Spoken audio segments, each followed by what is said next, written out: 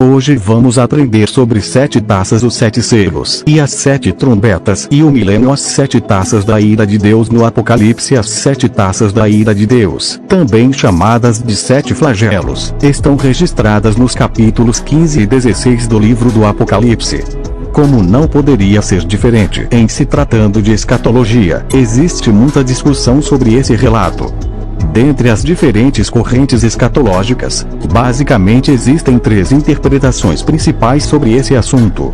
A posição menos conhecida é da que as 7 taças se referem exclusivamente ao período específico da época de João, anunciando o castigo e a queda do Império Romano. Essa posição é defendida por muitos preteristas. Já a posição mais conhecida entre os cristãos defende que as 7 taças se referem exclusivamente ao período final que antecede a segunda vinda de Cristo. Quem adota essa posição geralmente entende que tudo isso ocorrerá de forma literal na grande tribulação, após um arrebatamento secreto da igreja. Logo, de acordo com a visão pré-tribulacionista, a segunda vinda de Cristo seria uma segunda etapa do seu retorno. Essa posição é comum entre os cristãos que adotam o estilo de leitura futurista do Apocalipse e entendem que o conteúdo do livro segue uma ordem cronologicamente sucessiva. É importante dizer que, para estes, a 6ª taça trata do livramento de Cristo ao povo de Israel e aos cristãos que se converterão na grande tribulação, e a 7ª taça se refere às pragas que serão enviadas literalmente ao mundo inteiro nesse período. Por último, há também a posição que entende que as 7 taças se referem ao período que compreende desde a primeira vinda de Cristo, sua morte, ressurreição e ascensão ao céu, até a sua segunda vinda, de forma que o juízo de Deus é revelado de maneira progressiva. Nessa posição, tanto é considerada a aplicação prática no contexto histórico das 7 igrejas da Ásia Menor, quanto a aplicação para todas as igrejas ao longo dos tempos, culminando, finalmente, numa descrição detalhada acerca dos momentos finais da presente era, com a segunda vinda de Cristo para livrar o seu povo, nesse caso a igreja, a destruição das forças do mal e o juízo final. Antes de continuar, já deixa seu like para chegar para mais pessoa venha ver esse conteúdo e tirar suas dúvidas. Se inscreve e ative o sininho para você não perde o próximo vídeo. E comenta sobre o próximo vídeo. Os capítulos 15 e 16 formam a 5ª seção paralela do livro do Apocalipse. Sabemos que o livro do Apocalipse é organizado em 7 seções paralelas e progressivas, ou seja, a mesma história é contada e recontada, porém de ângulos diferentes, de modo que a cada vez que a história se repete, novos elementos e detalhes são introduzidos, lançando luz sobre a profecia revelada ao apóstolo João. Nessa 5ª seção, onde João registra a visão dos 7 anjos com as 7 taças da ira de Deus, ou 7 flagelos, será enfatizado o juízo de Deus sobre a dureza do coração do homem. Essa seção nos mostra o derramamento da ira de Deus sobre os homens, e a triste realidade de que, mesmo diante do juízo divino, os homens continuam endurecidos, rebeldes e blasfemos. Essa visão registrada pelo apóstolo João nos mostra que ao longo da história Deus sempre envia juízos parciais que avisam o iníquo sobre seu pecado, as trombetas, mas quando esses avisos são desprezados, então segue-se o derramamento conclusivo de sua ira, as taças. É uma ira sem mistura, sem oportunidade para arrependimento, e que se torna completa no dia do juízo. João começa o capítulo 15 escrevendo sobre a cena inicial de um culto. Vers. 1:4, relembrando o culto ao redor do trono de Deus, já mencionado anteriormente, sobretudo na visão do trono de Deus nos capítulos 4 e 5 do Apocalipse. João mais uma vez contempla um mar de vidro, Ap 4:6, porém dessa vez ele forneceu um novo detalhe. Esse mar é mesclado de fogo, Ap 15:2.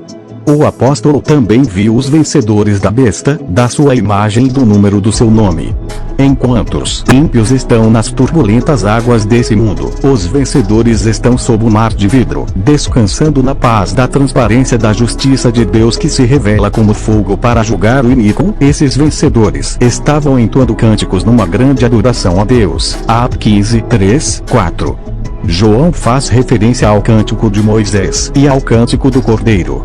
Esse cântico de Moisés é uma alusão ao cântico registrado no capítulo 15 do livro do Êxodo, que fala sobre a libertação do povo de Israel do Egito, atravessando o Mar Vermelho.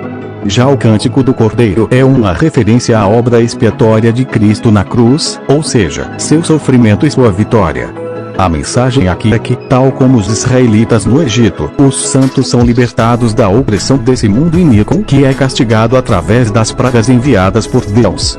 Esses vencedores que João viu são todos os salvos que morreram ao longo da história da igreja, que foram fiéis e que venceram a besta e a marca de seu nome, isto é, venceram as tentações, perseguições e aflições desse mundo, e agora estão seguros na presença do Cordeiro. O cântico entoado pelos vencedores é muito importante para a sequência da narrativa bíblica. Note a frase justos e verdadeiros são os teus caminhos, Atos 15:3. Isso é como um aviso de que nada do que será registrado por João será injusto. Os flagelos da ira de Deus mostrados a João refletem a sua justiça, são verdadeiros e corretos. O versículo 4 começa com uma pergunta muito interessante: quem não temerá e não glorificará o teu nome, ó Senhor? Em outras palavras, será que existe alguém louco o bastante de mesmo diante de toda a grandeza de Deus, diante do furor do seu juízo, não lhe render glória? Mais à frente o capítulo 16 nos responderá. João enfatiza que as taças portadas pelos 7 anjos são os últimos 7 flagelos da cólera de Deus, ou seja, com o derramamento dessas taças consuma-se a ira de Deus sobre o mundo. Como em todo o livro do Apocalipse, nessa seção também há um uso muito grande de referências a textos do Antigo Testamento. Além do cântico de Moisés que já vimos, as próprias taças se assemelham bastante com algumas pragas que castigaram o Egito, Êxodo 7:11. O mesmo podemos dizer da descrição da abertura do tabernáculo do testemunho, Atos 15:5-8. Aqui há uma referência ao santuário que continha a Arca da Aliança que guardava em seu interior o testemunho, ou seja, as tábuas da lei. Era o lugar da habitação de Deus com seu povo, Êxodo 25:16-28. A abertura do tabernáculo nos mostra que a ira a ser revelada é a ira do próprio Deus. O santuário aqui é o céu, a morada de Deus. Os 7 anjos da visão saíram do santuário, ou seja, procederam da presença de Deus. Eles estão vestidos com vestes semelhantes aos sacerdotes. No Antigo Testamento os sacerdotes eram uma espécie de intermediários entre Deus e os homens. Isso significa que esses anjos são representantes da ira do próprio Deus. O santuário então foi tomado de fumaça, e ninguém podia entrar nele até que se cumprissem os 7 flagelos dos 7 anjos, Atos 15:8. Isso também nos faz lembrar de passagens do Antigo Testamento onde a glória de Deus tomava o tabernáculo/templo, de modo que ninguém podia entrar. Êxodo 40:34-35, 1 RS 8:10 minutos e 11 segundos. Isso significa que no derramamento das taças não há mais possibilidade de arrependimento, não há mais possibilidade de intercessão. A ira de Deus está sendo manifestada e ele não irá parar até que seus propósitos sejam alcançados. Aqui, o santuário está bloqueado, ou seja, o Deus irado tornou inacessível suas ternas misericórdias. A ligação entre as 7 taças e as 7 trombetas entre os versículos 5 e 8 do capítulo 15, temos a preparação das 7 taças que serão derramadas. É interessante notar a profunda ligação que há nessa narrativa com a descrição das 7 trombetas nos capítulos 8 a 11 do Apocalipse. Mais uma vez é importante salientar a organização paralela e progressiva do livro do Apocalipse. Com isso, devemos compreender que as 7 taças referem-se ao período de tempo que vai da primeira à segunda vinda de Cristo. As sessões do Apocalipse ocorrem paralelamente, e não sequencialmente. Por exemplo, as taças não sucedem cronologicamente às trombetas, mas se encaixam, se completam, de modo que conforme vamos avançando na narrativa do livro, percebemos que as cenas vão ficando cada vez mais claras e completas. O juízo de Deus vai se revelando de um modo paralelo e progressivo no livro do Apocalipse. A diferença entre as trombetas e as taças, basicamente, é que as trombetas advertem os homens acerca do juízo de Deus, e as taças consumam a sua cólera. As trombetas representam o juízo parcial, enquanto as taças mostram o juízo total. Para entender essa ideia de juízo parcial e juízo total, basta notar que, apesar de serem paralelas, as seções são progressivas. Nas trombetas a destruição atinge apenas 1/3 da terra, do mar, dos rios, do sol e dos homens. Já nas taças a destruição atinge a totalidade, ou seja, os flagelos destroem tudo. Também é interessante notar a inversão que há entre as trombetas e as taças. De 7 trombetas, 4 se referem aos elementos naturais e 3 aos homens. Nas taças, 4 se referem ao homem e apenas 3 aos elementos naturais. Isso claramente mostra a intensificação do juízo de Deus que está sendo revelado na profecia. Se com as trombetas há o juízo acompanhado do convite ao arrependimento, com as taças não há oportunidade mais para se arrepender. As 7 taças mostram a ira de Deus sem mistura de misericórdia. Tanto as taças como as trombetas terminam como uma cena do juízo final. Nas trombetas temos a descrição da colheita do trigo e os ímpios sendo esmagados no lagar da ira de Deus. Ap 14, 20. Nas taças a descrição do juízo é bem mais detalhada. Ap 16 e 15, 21. O derramamento das 7 taças em Apocalipse 16. Temos o relato do derramamento das 7 taças da ira de Deus. Primeiramente, devemos entender que, seguindo a característica literária do Apocalipse, os 7 flagelos não devem ser interpretados literalmente, mas como uma referência à situação dos ímpios diante do juízo. Enquanto os santos estão adorando o Deus Todo-Poderoso, os ímpios estão tomando do cálice de sua ira. É importante lembrar que a igreja é alvo das perseguições e tribulações promovidas pelo dragão e seus agentes, mas não dos flagelos, ou seja, as taças não são derramadas sobre a igreja. 1 Ps 5, 9. As 7 taças são destinadas apenas aos homens que possuem a marca da besta, os adoradores da sua imagem. Ap 16, 2. Primeira taça, Apocalipse 16, 2. A primeira taça é derramada sobre a terra, e os ímpios, os selados pela besta, são castigados com úlceras malignas e perniciosas. Esses homens atingidos não são apenas um grupo de pessoas no fim dos tempos, mas são todos os incrédulos que serviram a besta durante toda esta dispensação. Saiba mais sobre isso lendo o texto A Marca da Besta e o número 666. Aqui, João está descrevendo a dor da aflição do homem sem Deus. São castigados com úlceras malignas e perniciosas, ou seja, é algo terrível e doloroso. Segunda taça, Apocalipse 16, 3. A segunda taça é derramada sobre o mar, e o mar se tornou em sangue, e morreu todo o ser vivente que havia no mar. Se nas trombetas apenas 1/3 do mar foi atingido, aqui o mar é atingido por completo. Essa descrição é um símbolo do colapso da natureza diante do juízo de Deus. Terceira taça, Apocalipse 16, 4, 7. Essa taça foi derramada nos rios e nas fontes das águas, e se tornaram em sangue. É interessante que no derramamento dessa taça, o anjo declara que os ímpios que derramaram o sangue de santos e profetas agora são dignos de tomarem sangue. O anjo também ressalta que o julgamento de Deus é justo. Na abertura do quinto selo, Ap 6, 9, 11, temos os mártires que morreram por causa de sua fé, clamando por justiça da parte de Deus contra aqueles que os mataram. Agora, no derramamento da terceira taça, a vingança vem, a justiça de Deus alcança os seus algozes, a oração dos santos é respondida. Por isso que no versículo 7, João ouviu uma voz que dizia: na verdade, ó Senhor Deus Todo-Poderoso, verdadeiros e justos são os teus juízos. Saiba mais sobre a abertura dos selos lendo o texto Os 7 selos em Apocalipse. Quarta taça, Apocalipse 16, 8, 9. A quarta taça é derramada sobre o sol, e os homens são queimados com intenso calor. Se nas trombetas, quando o sol escureceu os homens não se arrependeram, agora eles são castigados pelo intenso calor produzido pelo sol. Talvez o escurecimento eles pudessem ignorar, mas o grande calor não há como não sentir. Mais uma vez vemos aqui o juízo de Deus se intensificando sobre o mundo incrédulo. Porém, a segunda parte do versículo 9 nos mostra algo terrível. mesmo diante do juízo de Deus que está sendo derramado, mesmo sendo castigado por sua perversidade, o homem não se arrepende, e, ao invés de dar glória ao Deus que tem autoridade sobre esses flagelos, ele blasfema contra seu nome. Lembra-se da pergunta feita no cântico registrado no capítulo 15? Quem não temerá e não glorificará o teu nome, ó Senhor? Aqui está a resposta.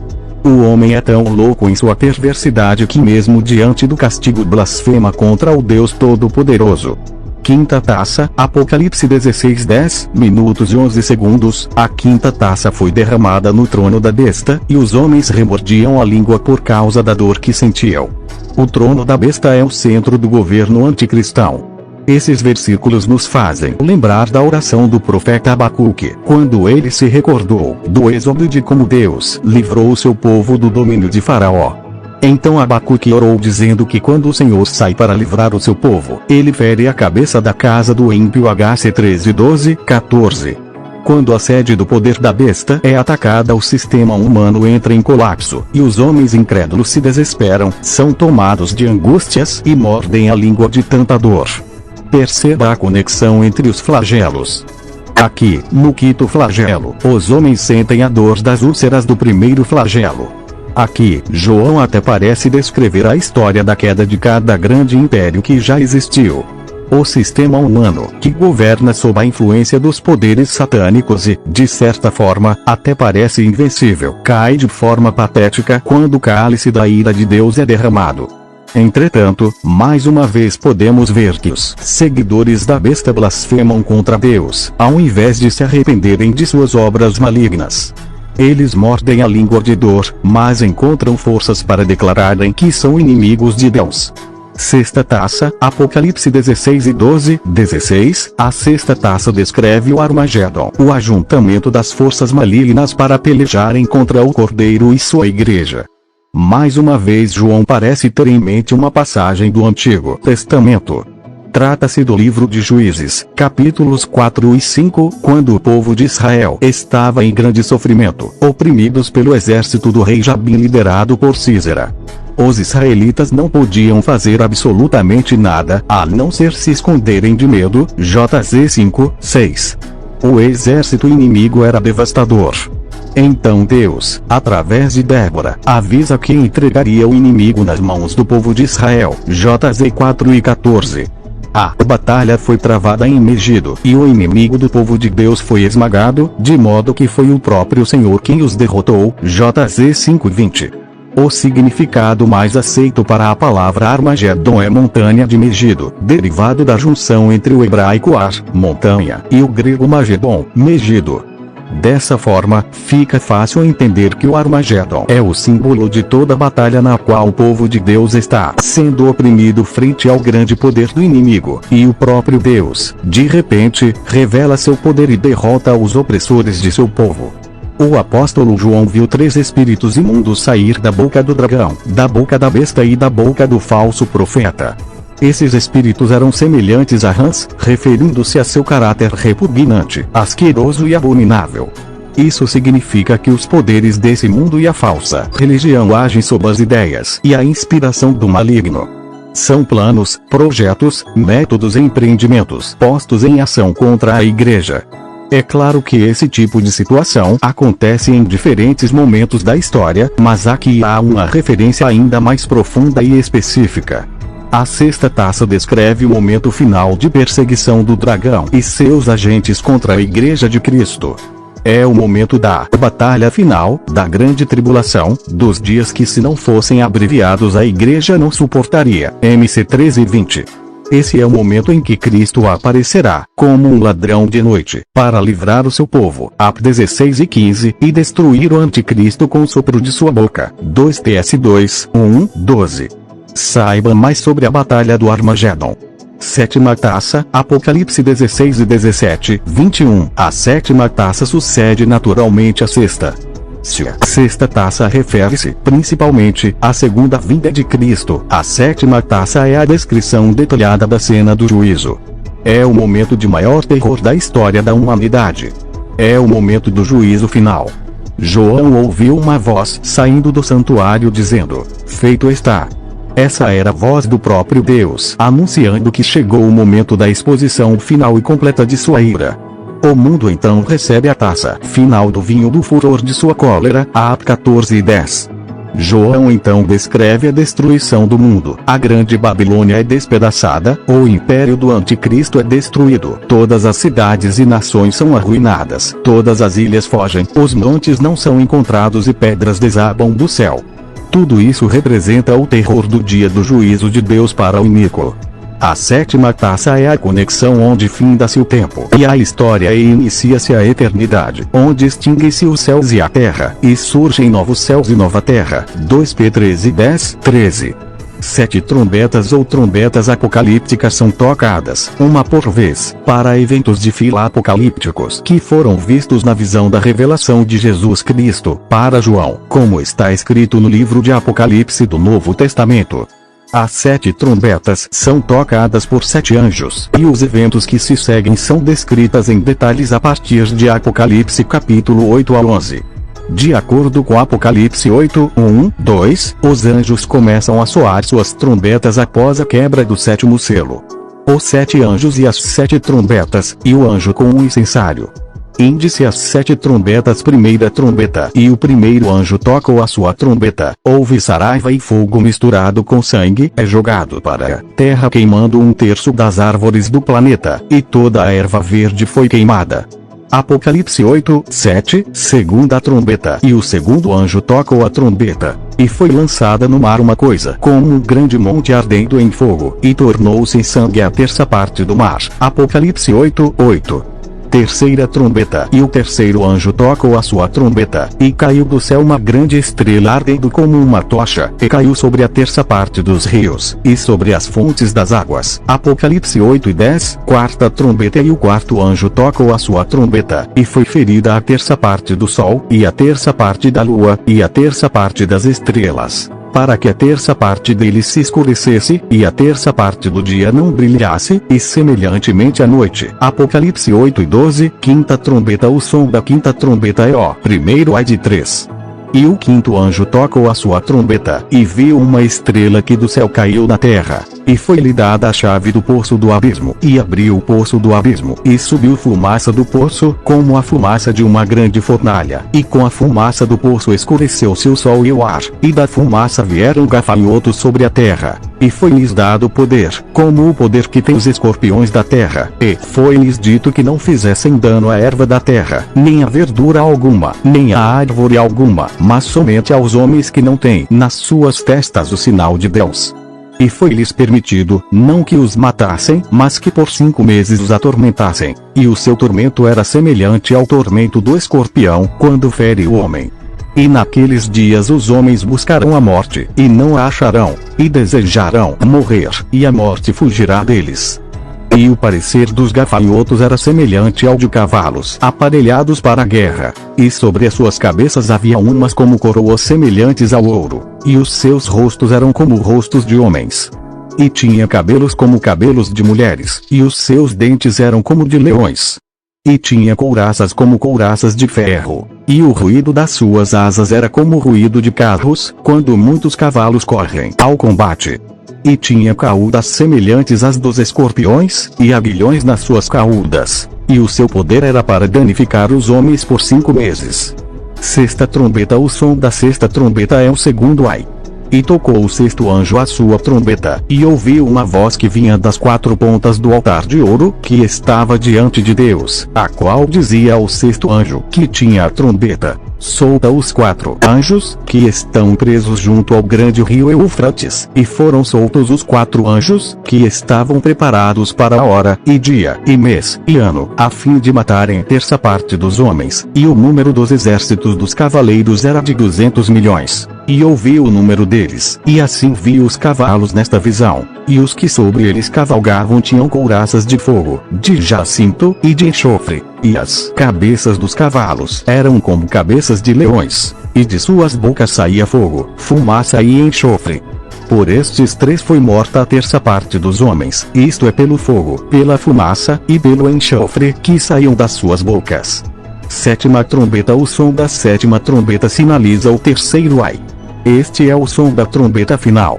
E o sétimo anjo tocou a sua trombeta, e houve no céu grandes vozes, que diziam: os reinos do mundo vieram a ser de nosso Senhor e do seu Cristo, e ele reinará para todo sempre. E os 24 anciãos, que estão assentados em seus tronos diante de Deus, prostraram-se sobre seus rostos e adoraram a Deus, dizendo: graças te damos, Senhor Deus Todo-Poderoso, que és, e que eras, e que has de vir, que tomaste o teu grande poder, e reinaste, e iraram-se as nações, e veio a tua ira, e o tempo dos mortos, para que sejam julgados, e o tempo de dares o galardão aos profetas, teus servos, e aos santos, e aos que temem o teu nome, a pequenos e a grandes, e o tempo de destruíres os que destroem a terra. E abriu-se no céu o templo de Deus, e a arca da sua aliança foi vista no seu templo. E houve relâmpagos, e vozes, e trovões, e terremotos e grande saraiva.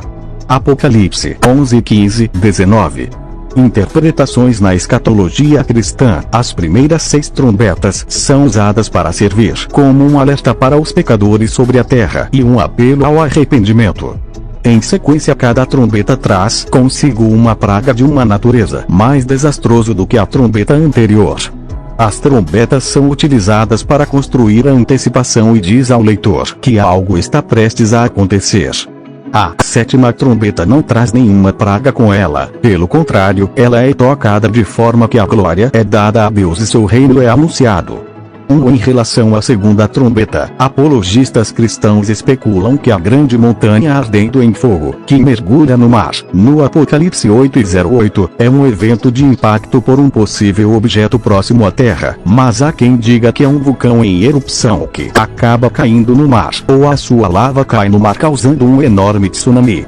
Mas há 2 interpretações mais bíblicas. Uma consiste em dizer que será uma das montanhas que é citada no livro de Enoque cap 18. A mesma cai do céu, em um contexto terraplanista. E já a segunda afirma que será uma cidade flutuante em forma de um moinho, muito semelhante aos antigos, circulares e girantes. Nesta mesma cidade habita demônios e toda espécie de ave imunda. Eles usam o texto bíblico de Apocalipse 18. Também há quem diga que a 3ª e a 5ª e a 6ª são simbólicas. E outra diz que todas são simbólicas e estão ligadas aos 7 selos e sucedem no mesmo tempo que os 7 selos acontecem, mas só é uma maneira de explicar os acontecimentos dos 7 selos. Como exemplo, eles creem que a estrela citada da 3ª trombeta na verdade é um anjo que amarga as fontes das águas, gerando fome e sede, entrando em paralelo com o 3º selo, ao qual apresenta uma figura que traz fome. Os 7 selos em Apocalipse para muitos. O livro selado com 7 selos em Apocalipse capítulo 6 é uma das passagens mais difíceis de interpretar dentro do Apocalipse. Diversas posições interpretativas surgiram com o propósito de debater o conteúdo do livro selado com 7 selos.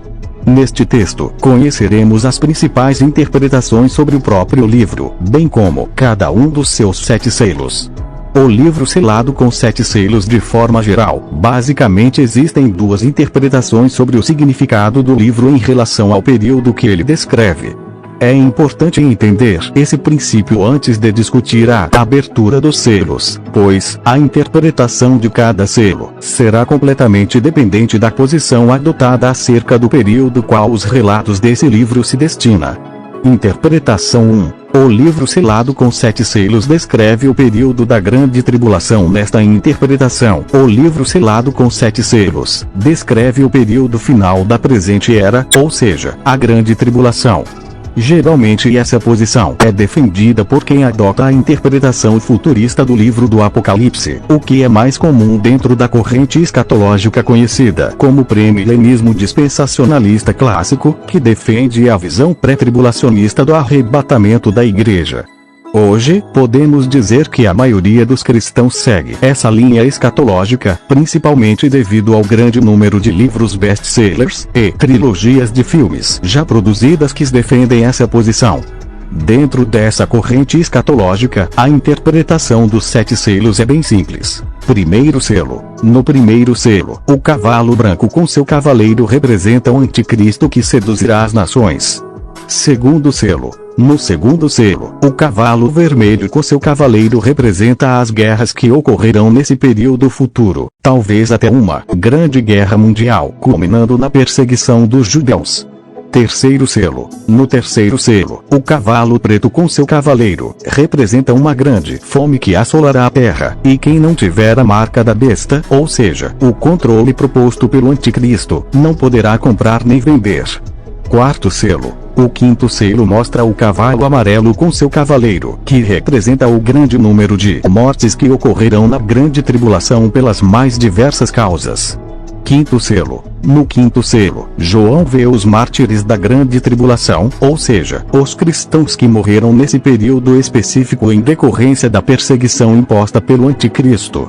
Sexto selo. O sexto selo mostra terríveis desastres naturais como grandes terremotos, eclipses, queda de estrelas. Segundo quem defende essa posição, seriam meteoros, e muitas pessoas morrerão por conta disso. Interlúdio. Entre o sexto e o sétimo selo, João vê judeus que se converterão na grande tribulação e serão selados, isto é, protegidos por Deus durante esse período, e também os mártires de todas as nações que morreram em decorrência da perseguição do anticristo. Saiba quem é o anticristo na Bíblia. Sétimo selo. O sétimo selo se refere à segunda metade da grande tribulação, com os anjos tocando 7 trombetas, que representam mais 7 acontecimentos que assolarão o mundo. Interpretação 2. O livro selado com 7 selos descreve toda a era da igreja. Dentro dessa posição, o livro escrito por dentro e por fora, selado com 7 selos, a qual apenas o Cordeiro é capaz de abri-lo e desatar os seus selos, representa toda a história, desde a ascensão de Cristo ao céu, até o seu retorno glorioso. Essa interpretação é a mais histórica dentro do cristianismo, sendo defendida por grandes teólogos durante a história da igreja, e geralmente é adotada por amilenistas, pós-milenistas e pré-milenistas históricos. Nessa posição, a interpretação do selo será a seguinte: primeiro selo, capitão 6 vezes. 1, 2. O cavalo branco com seu cavaleiro representa o próprio Cristo, que vence com o Evangelho. Os símbolos do Apocalipse são extremamente importantes, sendo que a descrição que inclui a cor branca, a coroa, e o aspecto de invencibilidade, só pode estar se referindo a Cristo. Sendo assim, o texto de Apocalipse 19:11-16 apresenta pequenas diferenças em relação aos detalhes do cavaleiro do primeiro selo, e reforça essa ideia com uma descrição incontestável de Cristo. Essa interpretação parece estar mais de acordo com o tema principal do livro do Apocalipse, que é a vitória de Cristo e de sua igreja. Dentro desta interpretação, alguns enfatizam a própria figura de Cristo mesmo, enquanto outros enfatizam a pregação do Evangelho, já que Cristo é quem abre os selos e, após ser exaltado, sua primeira ação é prover as condições para que o Evangelho seja pregado vitorioso em todo o mundo. Seja como for, existe base escriturística para ambas as posições, e de uma maneira mais conclusiva, não há como separar o aspecto vitorioso do Evangelho do próprio Cristo. Segundo selo, capitão 6 vezes.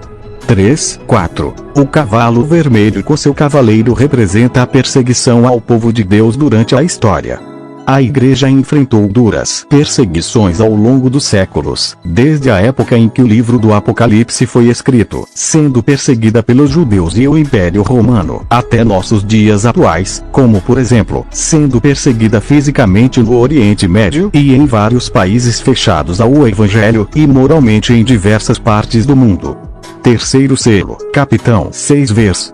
5, 6. O cavalo preto representa a pobreza, opressão e corrupção, devido à injustiça.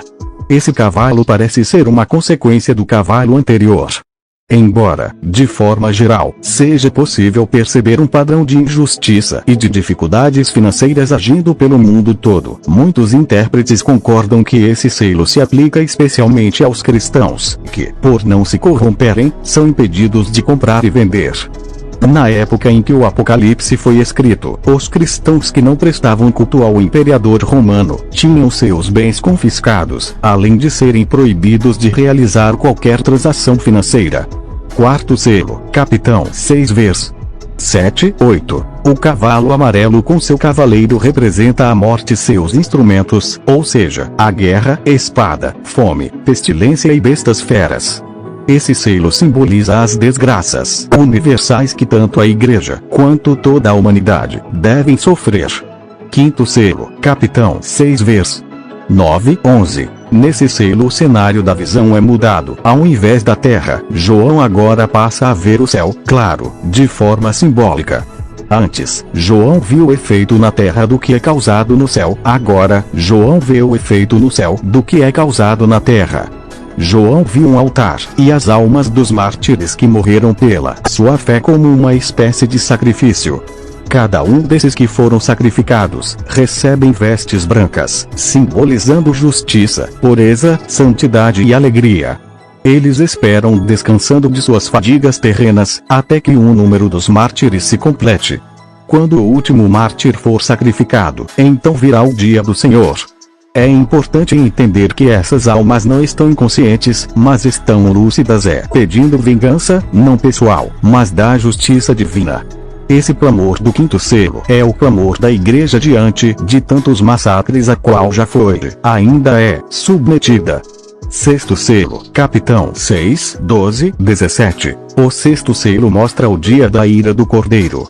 É o dia do juízo, e não há como escapar. João usa como símbolo desse dia o universo sendo completamente sacudido, e os homens tentando se esconder, não desse aterrorizante cenário, mas das mãos do Deus irado. Note que eles procurarão a morte física, mas nada os livrará do dano da segunda morte. Perceba que todas as classes de pessoas terão de comparecer diante do julgamento de Deus. Interlúdio, Capitão 7. Antes do sétimo selo acontece um interlúdio, onde a mesma cena do capítulo 6 é descrita, porém de outra perspectiva, ou seja, não é uma sequência cronológica de eventos, mas o mesmo evento visto de outro ângulo. João vê que tudo está pronto para que o juízo de Deus seja derramado, porém o que está impedindo que isso aconteça é a selagem dos eleitos. Quando todos os eleitos forem selados, tal qual no capítulo anterior onde o número de mártires deveria ser completado, Cristo voltará.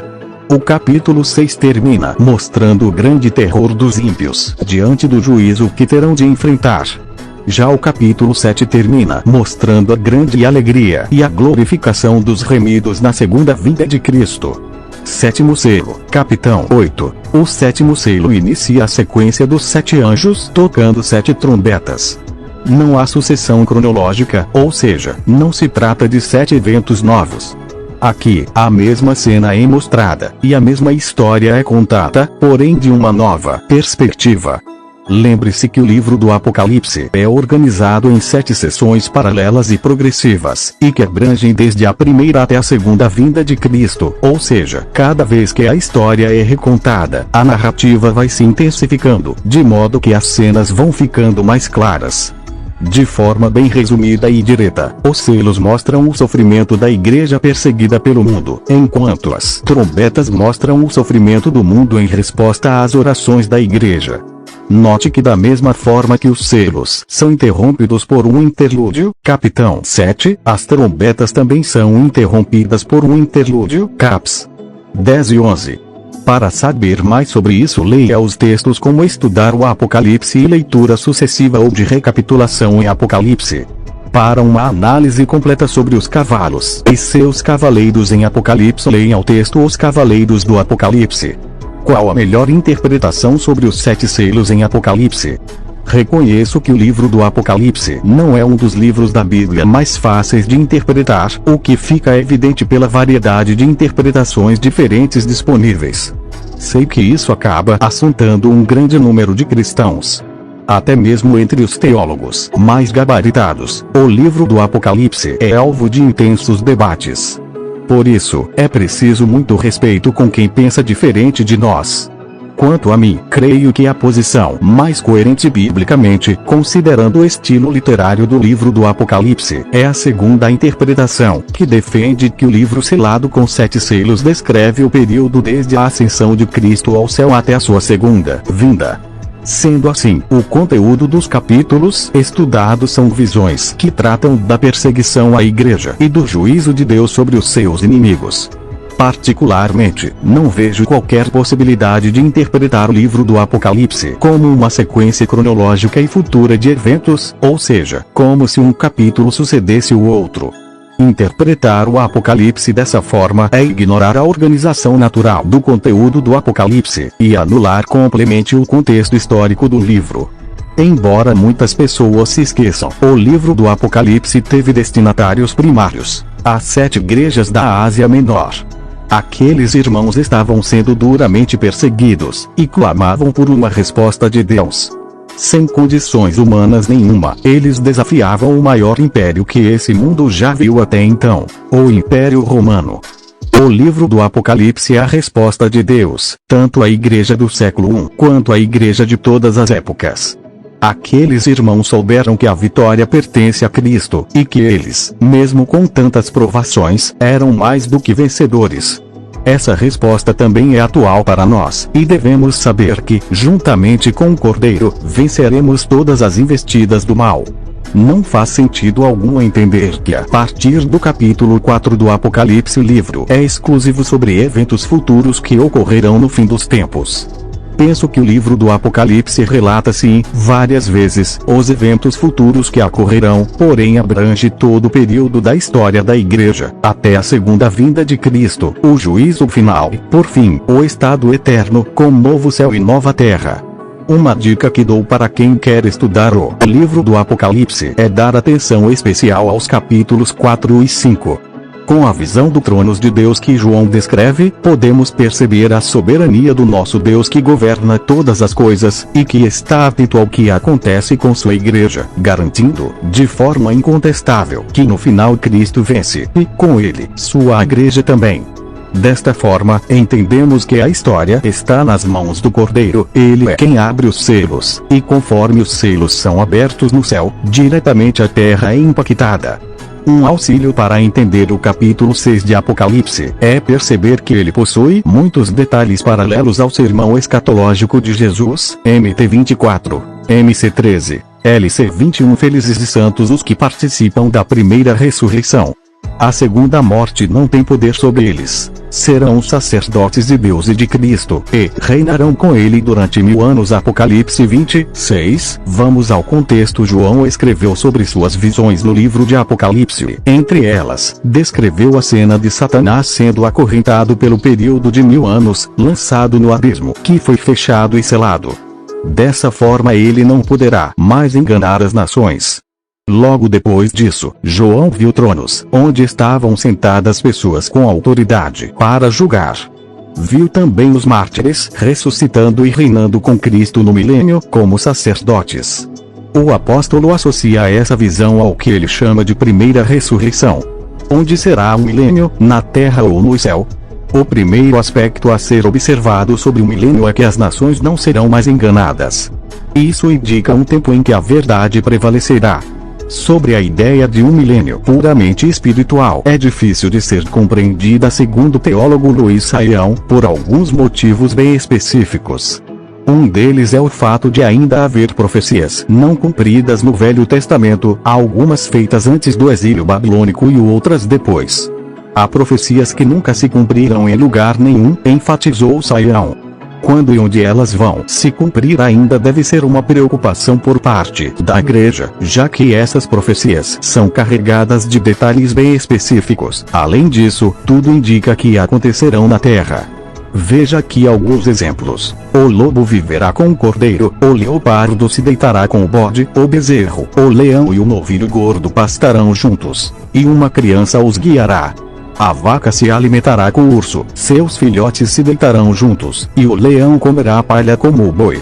A criancinha brincará perto do esconderijo da cobra, a criança colocará a mão no ninho da víbora.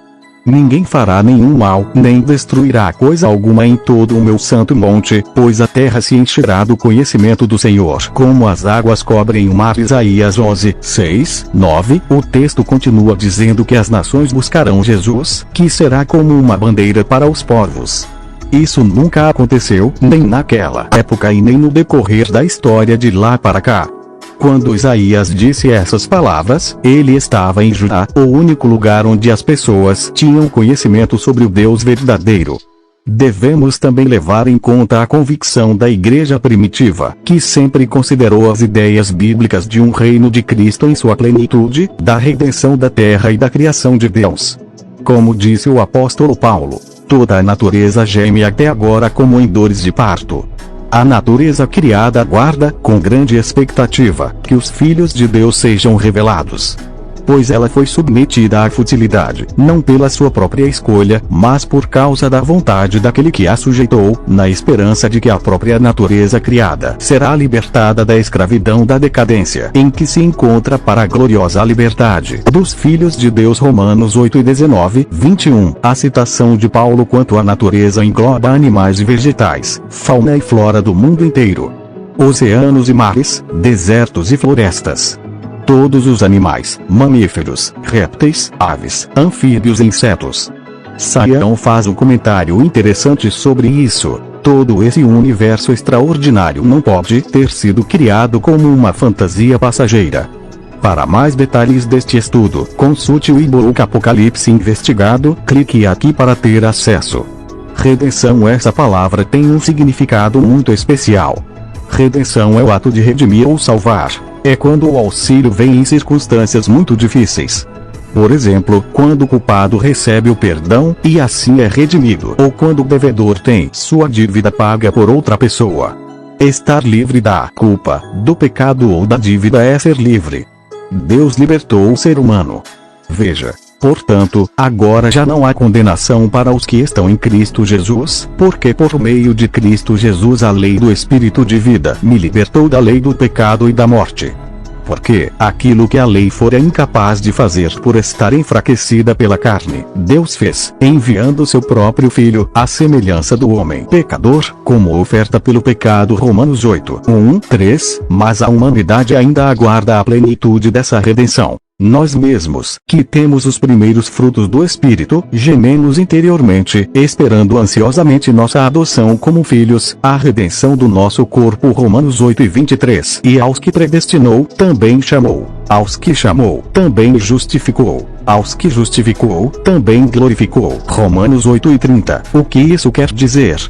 Que os seres humanos terão corpos glorificados e a natureza aguarda esse momento em que os filhos de Deus sejam revelados, e então ela também será libertada da escravidão da decadência. Quer dizer que tanto o ser humano quanto toda a criação terão um momento de restauração, ou seja, voltarão ao seu estado original. Para o ser humano, ter um corpo glorificado é estar livre da morte e da corrupção. A Bíblia diz que Jesus transformará os nossos corpos humilhados, para serem semelhantes ao seu corpo glorioso. Filipenses 13:21. Um corpo glorioso não tem os limites humanos que conhecemos e não está sujeito às doenças, dores ou defeitos genéticos. Quanto à natureza, o que se pode entender sobre estar livre da decadência, é que não estará mais no estado de ruína, ela vai ser restaurada também. Essa é uma profecia que ainda não se cumpriu. Milênio como período de restauração. Agora pense no que vai acontecer durante o período de 1000 anos, durante o reinado de Cristo. Volte a pensar na redenção. Deus quer salvar a sua criação, e esse processo teve início com a primeira vinda de Cristo. A conclusão se dará durante o seu reinado. Para quem entende o milênio e o reinado de Cristo somente no âmbito espiritual, não há como pensar nessas profecias de restauração da criação. Mas, para quem entende que esse reinado acontecerá na terra, é possível associar os textos de Apocalipse com os de Isaías. Ele julgará entre as nações e resolverá contendas de muitos povos. Eles farão de suas espadas arados, e de suas lanças foices. Uma nação não mais pegará em armas para atacar outra nação, elas jamais tornarão a preparar-se para a guerra. Venha, ó descendência de Jacó, andemos na luz do Senhor. Isaías 2:4-5. Então se abrirão os olhos dos cegos e se destaparão os ouvidos dos surdos. Então os coxos saltarão como o cervo, e a língua do mudo cantará de alegria. Águas irromperão no ermo e riachos no deserto. A areia abrasadora se tornará um lago, a terra seca, fontes borbulhantes. Nos antros onde outrora havia chacais, crescerão a relva, o junco e o papiro. E ali haverá uma grande estrada, um caminho que será chamado caminho de santidade. Isaías 35, 5, 8. Imagine isso, o mundo sendo liderado por Jesus. Somente ele pode resolver os conflitos entre as nações. A Bíblia está dizendo que não haverá mais violência e que as armas não serão mais utilizadas para matar, mas para trabalhar. Não haverá mais guerras, nem o som de bombas explodindo, nem pessoas gritando e chorando por seus entes queridos. Não haverá mais deficiências físicas, nem emocionais. Haverá amor genuíno entre os seres humanos e não haverá mais motivos para discórdias por causa de política ou ideologias. Não haverá mais partidos ou divisões. Sendo assim, não será necessário atacar ou defender. E a natureza estará em paz e equilíbrio. Não será necessário uma cadeia alimentar entre os animais, porque haverá alimento na terra suficiente para todos. Ninguém mais verá catástrofes naturais, porque os problemas ecológicos serão resolvidos. Rios e mares serão despoluídos. Enquanto o tempo estiver passando, tudo estará voltando ao seu estado original. E na retrospectiva de cada ano, as notícias serão as melhores. Nunca mais se ouvirá sobre mortes por balas perdidas, pais e filhos se matando, estupro, aborto, pedofilia, tráfico de drogas, assassinatos, suicídios, tráfico humano, prostituição, perseguição religiosa, roubos, políticos corruptos ou mentiras. Nem fome, nem tristeza, nem dor ou luto. Haverá paz, justiça, segurança e alegria. Imagine. São profecias bíblicas e elas vão se cumprir. Não é um sonho, mas uma promessa. Estas palavras são dignas de confiança e verdadeiras. O Senhor, o Deus dos espíritos dos profetas, enviou o seu anjo para mostrar aos seus servos as coisas que em breve hão de acontecer. Eis que venho em breve. Feliz é aquele que guarda as palavras da profecia deste livro. Apocalipse 22, 6, 7. Aqueles textos que parecem confusos ou que são usados de forma inadequada podem ganhar um novo sentido e mudar nossas vidas de maneira muito positiva. A Bíblia é incrível. Quanto mais nos aprofundamos em seus ensinamentos, mais nos transformamos e caminhamos em direção ao Criador. O que a Bíblia diz sobre o milênio? O que é um milênio? Que eventos ocorrem no início e no final do milênio? Onde estarão os salvos durante este período de tempo? O que sucederá aos ímpios? Leia e descubra o que a Bíblia revela sobre os últimos acontecimentos. Na segunda vinda, o povo de Deus será levado para o céu. A Bíblia diz em 1 Tessalonicenses 4 e 16, 17, porque o Senhor mesmo descerá do céu com grande brado, a voz do arcanjo, ao som da trombeta de Deus, e os que morreram em Cristo ressuscitarão primeiro. Depois nós, os que ficarmos vivos, seremos arrebatados juntamente com eles, nas nuvens, ao encontro do Senhor nos ares, e assim estaremos para sempre com o Senhor na segunda vinda de Cristo. Os ímpios estarão cheios de terror e desespero. A Bíblia diz em Apocalipse 6 e 16, 17, e diziam aos montes e aos rochedos: caí sobre nós, e escondei-nos da face daquele que está assentado sobre o trono, e da ira do Cordeiro. Porque é vindo o grande dia da ira deles. E quem poderá subsistir? O líder dos ímpios será destruído com a glória da vinda de Cristo, e os restos dos ímpios serão destruídos pela sua espada. A Bíblia diz em 2 Tessalonicenses 2, 8, e então será revelado esse iníquo, a quem o Senhor Jesus matará como o sopro de sua boca, e destruirá com a manifestação da sua vinda. A Bíblia diz em Apocalipse 19, 21, e os demais foram mortos pela espada que saía da boca daquele que estava montado no cavalo, e todas as aves se fartaram das carnes deles. Como os justos irão para o céu com o Senhor, e os ímpios serão destruídos pela aparição de Jesus, a terra ficará sem habitantes humanos durante um tempo. A Bíblia diz em Jeremias 4 e 23, 25, observei a terra, e eis que era sem forma e vazia, também os céus, e não tinham a sua luz. Observei os montes, e eis que estavam tremendo, e todos os outeiros estremeciam. Observei e eis que não havia homem algum, e todas as aves do céu tinham fugido. Os outros ímpios ficarão nas suas sepulturas durante 1000 anos. A Bíblia diz em Apocalipse 24:5, e vi as almas daqueles que foram degolados por causa do testemunho de Jesus e da palavra de Deus, e que não adoraram a besta nem a sua imagem, e não receberam o sinal na fronte nem nas mãos, e reviveram, e reinaram com Cristo durante 1000 anos. Mas os outros mortos não reviveram, até que os 1000 anos se completassem. Esta é a primeira ressurreição. Enquanto os santos estão no céu e os ímpios estão mortos, o diabo estará limitado a esta terra deserta durante 1000 anos. A Bíblia diz em Apocalipse 21:3, e vi descer do céu um anjo que tinha a chave do abismo e uma grande cadeia na sua mão. Ele prendeu o dragão, a antiga serpente, que é o diabo e Satanás, e o amarrou por 1000 anos.